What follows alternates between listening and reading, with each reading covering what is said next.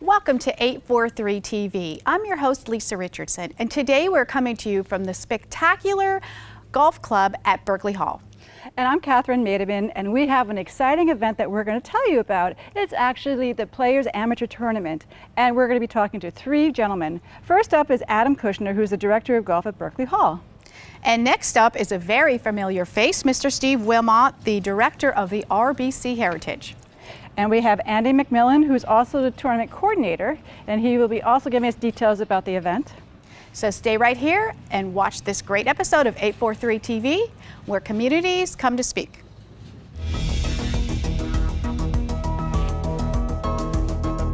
(843 TV), where Bluffton comes to speak. Where Spring Island comes to speak. Where Hilton Head Island comes to speak. Where Beaufort comes to speak.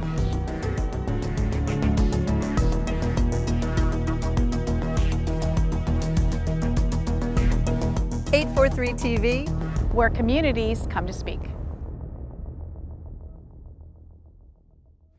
Welcome to 843 TV. We are here at the absolutely beautiful Berkeley Hall Golf Club here on the veranda. And as you can see, it's an absolutely gorgeous view behind us. And joining us first is Mr. Adam Kushner. He's the Director of Golf here at the club.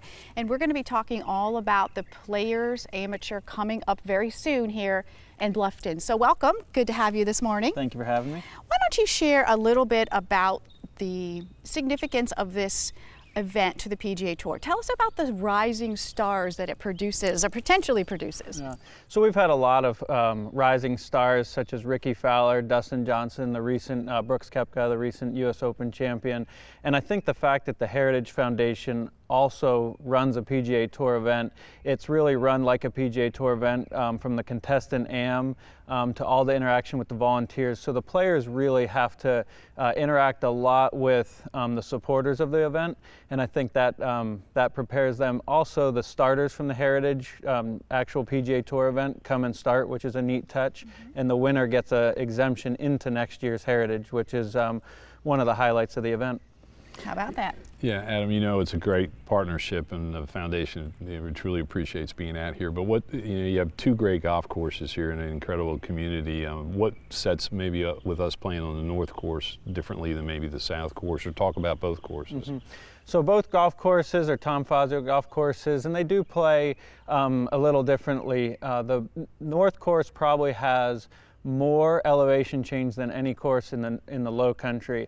I think the challenges on the North Course are the greens themselves. They're pretty fast and they're very undulated, and then also the surrounds. The bunkers are really deep, so if you miss a green, the ball's going to roll off. You're going to be dealt with a tough either putting from off the green or a chip shot. So I think it's around the greens is the biggest challenge. The fairways are pretty generous, so the players usually drive the ball pretty well, but it's the greens that make the difference. And Adam, what would you say about the facility itself and kind of the community and the families that host and volunteer that really makes it special out here? So we have two great golf courses. We've got world-class practice facilities, and the golf courses will be in great shape for the Players Am. But then we also have great food and beverage. Once the players get here, they've got no reason to really leave the whole week. The Heritage Foundation really puts on a great show for them.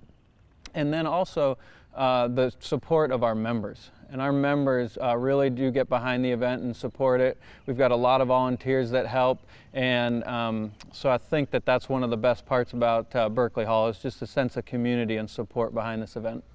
Well, I also know you want to have spectators join us. So what's the best way to contact you, or how do they come into the gate? So it's pretty easy. The tournament rounds actually start on July 12th, the 12th through the 15th. All they've got to do is come to the security gate. They'll get a pass there. They'll direct them into the golf course, and from there they can just go out and roam around the golf course and watch some great golf. Sounds wonderful. The other question I have, I know you mentioned a couple of the previous players who are the big PGA players. Who else has been here before? So we've got, this year I think everybody's going to look forward to Bryson Nimmer, who's a member at Berkeley Hall and lost in a playoff last year. And then Philip Knowles is the defending champion and coming back. A lot of times the player that wins turns pro before the next year. So this is one of the few times that we're going to get to have the defending champion come back and try to defend his title. So it should be a fun week. Adam, do spectators need tickets in advance? No tickets, and they can just they can actually just show up. There's no cost to get in. Just show up at the gate. Again, the security will get them a pass and direct them to the golf course, and after that they can just come out and enjoy the day. So if spectators do want to come, can you give them a guideline of maybe some times that are good to come? Like, give us a little rundown on the tournament schedule itself. So that's good because it is July and it's a warm time of year. So we're actually try to get everybody through pretty early in the day. So tee times will start at 7:30. The last tee time will actually be around 9:30. So all the golf will actually conclude by 2:30 each day. So if they want to come out anytime between 7:30 and 2:30, and then players will be making the turn then between 9:30 and 12:30, and so then there's a lot of action kind of around the clubhouse, which is a good time to come watch. You don't have to walk way out on the golf course. Well, how big is the field? How many We've players? got, right now we're at 81 players is what we plan to have. Sometimes we get a couple more players than that. And it is a pretty, it's a big field as far as, it's a big deal to get into the field because it's invitation only, and then after that it's your resume can get you in. But a lot of players try to play, and my guess is that they've probably gotten over 250 applicants and only 81 get in. So Yeah, so I'd love to know a little bit about the players. Are they international, or are they coming from? we always have a nice international contingent from Australia that come, and then a few players from other parts of the world. Most of the players that play, though, are collegiate golfers. A few mid-am players, but for the most part, the players play for some of the colleges, a lot of the Southeast, but we've got representatives from Stanford and USC and really all over the country. So it's a fun event to have. I know I look forward to coming, and we hope that you all look forward to coming. And y'all stay right here. We'll be back with more 843 TV.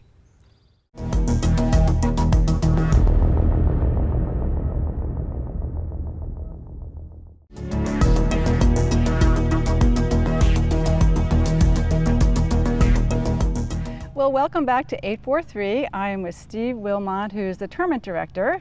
So as we've been talking about the tournament, it's a high-ranking, world-class tournament. What are some of the details of it? Well, it's one of the premier events on the amateur circuit each year, and it was something that was created almost 20 years ago by two actually members here at Berkeley Hall. Duke Delcher, along with Tom McKnight, two of the top amateur players in their time, and Tom had played some professional golf as well. But it's the fact that it's an invitational. It's the fact that it's also in one of the premier golf communities in the country.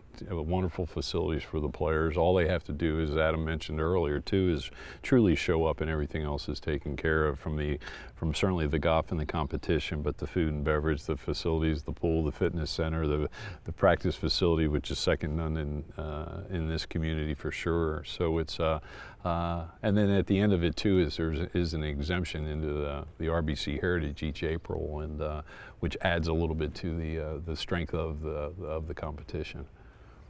Well, and Steve, I'll kind of piggyback on that. How did the Heritage Classic Foundation get involved with the Players Amateur and Duke and Tom when they kind of first created it? Yeah, well, Duke and Tom had come to us at a time to really, it was about the exemption more than anything, which was interesting. But and then we realized when you have the likes of Bill Haas, Ricky Fowler, Bud Colley, Brian Harmon, all having been past champions of this event, let alone the likes of Dustin Johnson, Billy Horschel, Matt Kuchar, Lucas Glover have played, it's kind of like, oh, there's makes some sense to align ourselves with it. And but we've been able to, from that relationship, been able to in working with Berkeley Hall as well as partners, that we've been able to get fully engaged, and it's a part of our one of our assets that the Heritage Classic Foundation, one of the biggest assets the Heritage Classic Foundation has each year.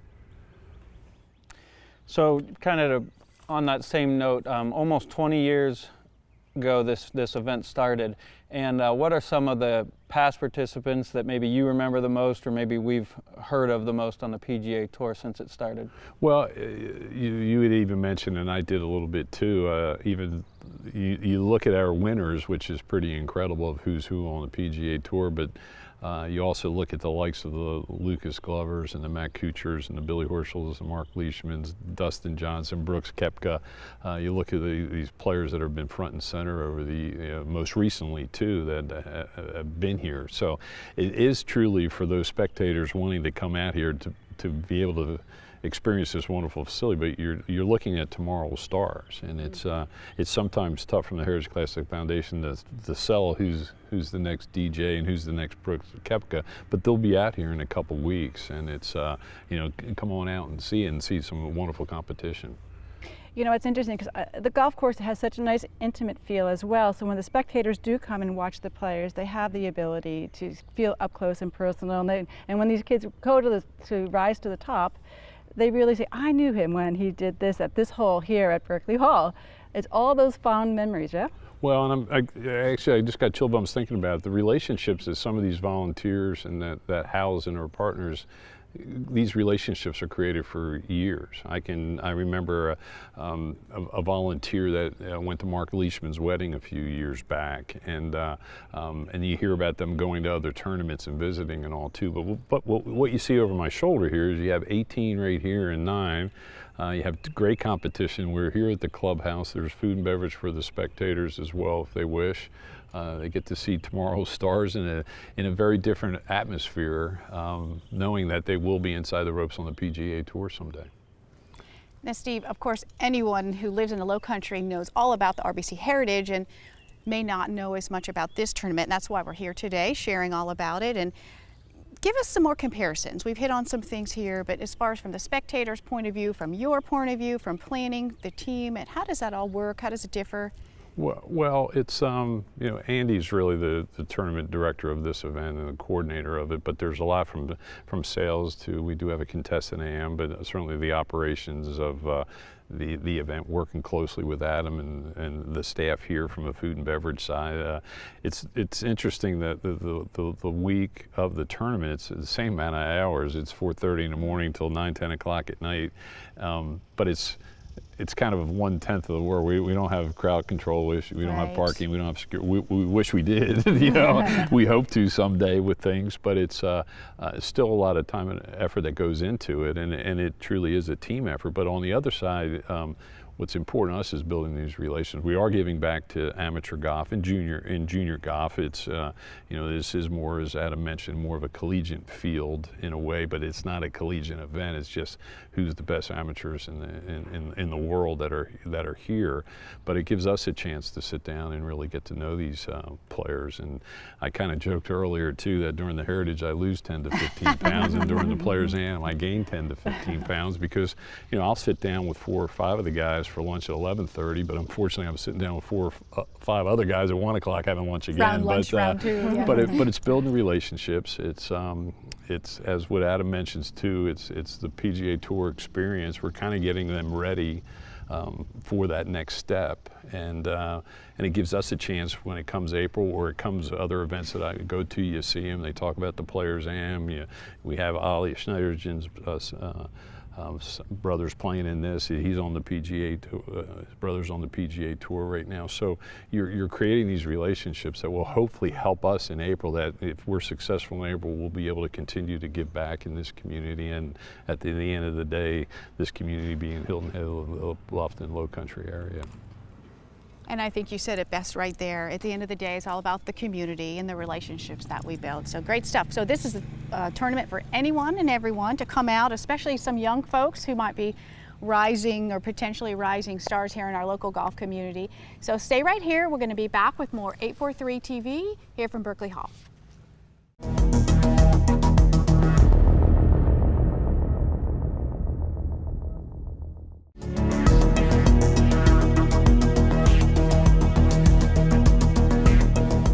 Welcome back to 843 TV here at the spectacular Berkeley Hall Golf Club, and today we're talking about the Players Amateur Championship coming up very soon here in the Low Country, and joining us now is Andy McMillan. He's the tournament director. So Andy, thank you for having us here. It's absolutely gorgeous, as you can see, everyone can see in the background. And we talked about this tournament is open to anybody. Anyone could come. There's no charge, no ticket to purchase.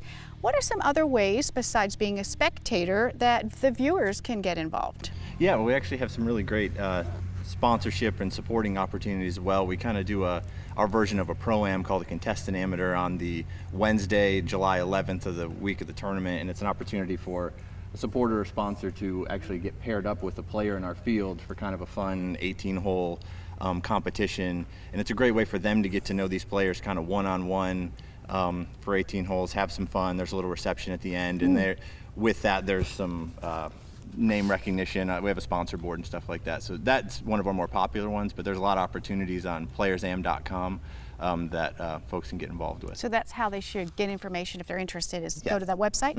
Okay. Yeah, Andy, one other thing with the contestant name too, there is a little, it's kind of like our pro-am and sometimes too, but there is a package that goes with it too. There's a little. Yeah, absolutely. There's certainly a gift package that they get, like I said, some name recognition, and then they also receive, as a part of it, all the package have tickets to the RBC Heritage next spring. So it's kind of a neat full circle. Yeah, a full circle. You see these players here, and some of these will, are either whoever wins the event will be playing, certainly, but some of these other players will turn pro, and it's a great kind of way to tie everything together from seeing them now and then hopefully seeing them in April. So Andy, I always enjoy hearing some of the stories after the contestant am and some of the amateurs that are playing and what they did with their players. Is it true that some of those relationships end up lasting a long time with guys that do end up turning pro? Yeah, and it's really special and neat to see. And Steve mentioned some players that have went to invited hosts for weddings, and some of our hosts will sponsor just so they can play with an amateur in the event, but we've had a few that have even went on vacation to Australia and met up with the player that they played with so they could play a couple rounds of golf and meet with them. So it's really neat to see kind of, again, come full circle and these relationships being built not only through the sponsorships, but for the members that host and volunteer.